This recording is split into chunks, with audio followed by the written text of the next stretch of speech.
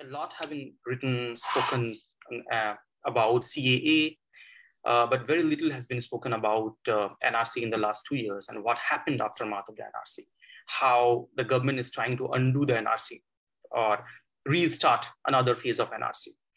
Now, the NRC, which is a citizenship list, started in 2015, and the final list was published in 2019. During these 4 years of NRC exercise, people had to go through various rounds of verification, stringent hearing process. This includes everyone, old, women, children, everyone had to go through very stringent hearing process. Initially, there was a demand for NRC because on the perception that there are large-scale illegal migrants in Assam. Even the Honorable Supreme Court endorsed that narrative that there are large-scale illegal migrants in Assam. That was the basis for NRC. Now, NRC had another provisions. NRC ruled for another provisions called objections. Now, there were objections against 187,000 people, and this was mostly filed on the last day of the objection when it ended. And this was mostly against Muslim citizens. And again, another round of verification took place. In the month of July 2018, the complete draft came out, was published, where 4 million people were excluded. And there was hue and cry around all over the world. But when the number was 4 million, the exclusion, it was apparent that most of the women and children have been excluded from the list. And it was quite obvious they will get a chance to reapply, which was called claims and objection procedure, and a lot of people will be included in the list. It is this time when the former pro-NRC group started disowning the NRC, saying that the NRC has anomalies, name of illegal migrants have crept into it. It is then, the pro-NRC groups started becoming anti-NRC group. They started discrediting the NRC. After, on one of the heart-wrenching moment was 5th of August 2019, where when thousands of people, particularly from my native place in Boko and Soigao, they were given a notice to appear before NRC offices for NRC hearing, which were 300 to 400 kilometers away. And they had to overnight, sell their ornaments, their cattle, and attend this hearing. This was through the entire process, actually. People had to attend hearing faraway places and spending their lifetime earnings, basically. Finally, on 2019, 31st of August, the final list was out, where 1.9 million people were excluded. Again, there was hue and cry all over the world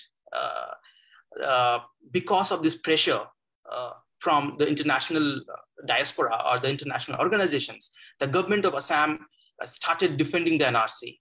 On 2nd of September 2019, the government of Assam, the External Affairs Ministry, it is still there on their website. It said that NRC is a statutory, transparent, legal process. It's fair process based on scientific methods and a non-discriminatory process. This is how the External Affairs Ministry defended the NRC. Then, when on 9th of September, when the United Nations Commissioner for Human Rights at the UNHRC meeting, when she raised concern about the people excluded from the NRC, the Indian External Affairs Ministry representative at the meeting again said that it is a statutory process, legal process, and non-biased process, and fair process. The Ministry of Home Affairs also said the same thing before the parliament. It said, these people who have been excluded, the process was monitored by the Supreme Court. They will get a fair chance to appeal against it. They will be able to go to the Supreme Court, the High Court, firstly through the Foreigners Tribunal. But that process, that they never came, actually. 2 years that they never came. Why it didn't come? Let me explain to you. Now, immediately after the NRC list was published, there was one set of justifications by the government of India, the External Affairs Ministry, that it was a transparent, fair, scientific process. On the other hand, in Assam, the people like the ASU, who were the stakeholder in the entire process, also they are in stakeholder in the case before the NRC, they started saying that we are not happy with the number of exclusion. And, this is not a correct NRC. That is what they started saying. Now, the current chief minister, who was the, also a big shot with the government BJP then in 2019, he went out and said that, the people of Assam are not happy with the NRC. He said that, and I quote him, 31st August 2019, the Indian Express has reported. He said, the people of Assam are not happy because the number of exclusion is going to be much below than expected. The excluded number should have been more. That is what he said. And he added, for us, the game is not over. The game is not over. We will continue to fight. And as we saw, the game just began then. On 24th of September, the current Assam Chief Minister said, report in the Economic Times, and I read, it says, we do not believe in the NRC. Under the leadership of Prime Minister Narendra Modi and Amit Shah, there will be another NRC. Those laughing now will cry for sure. I'm not saying this, report in the Economic Times. That is what the current Chief Minister says. 20th November 2019, the Times of India reported, it said the Assam government has not accepted the NRC.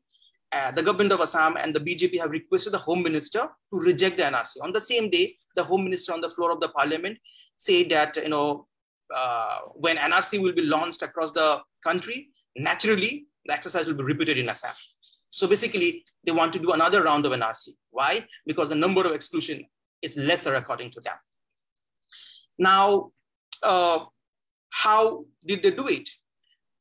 There was a witch hunt against Pratik Hajela, who was the state coordinator, the NRC chief.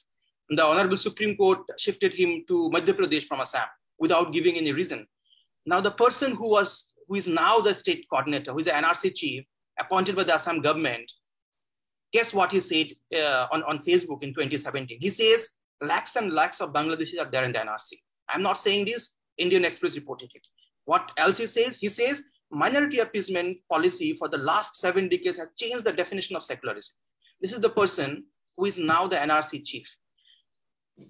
With all due regard, to whatever is happening, the Registrar General of India, who is the statutory chief of the NRC, his office has repeatedly asked the state coordinator, the government of Assam, to wind up the process, to issue rejection slip, so that the people excluded from the NRC can go and appeal before the Foreigners Tribunal and clear their name. Repeatedly, he has said issued a letter.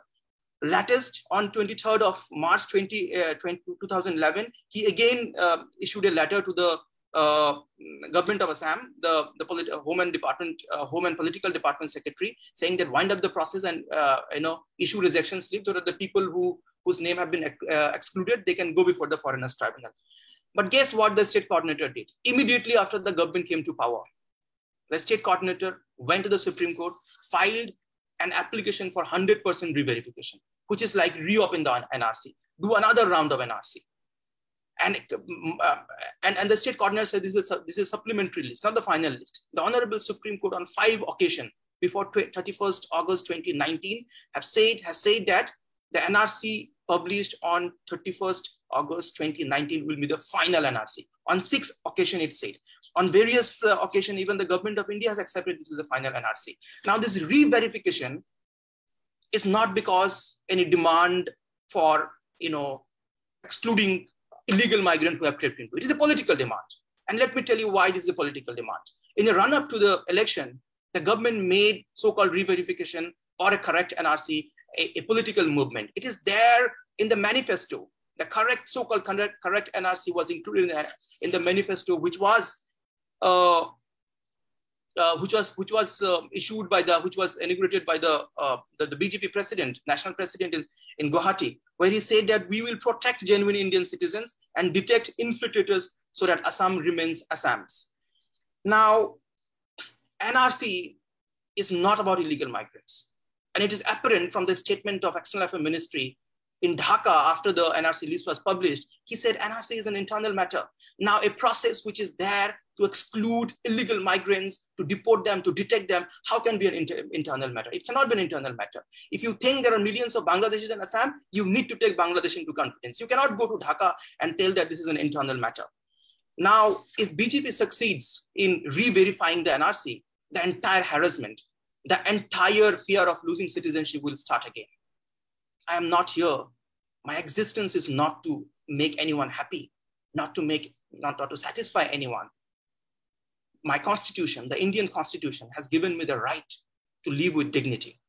And if this process of so-called re-verification, if this process of asking India's own citizen to prove citizenship again, every peoples will live in fear. Every people's dignity will be stripped. This is not the country my founding father has envisaged. If re-verification happens, the attack will be on the very founding ideas of the India. Thank you so much.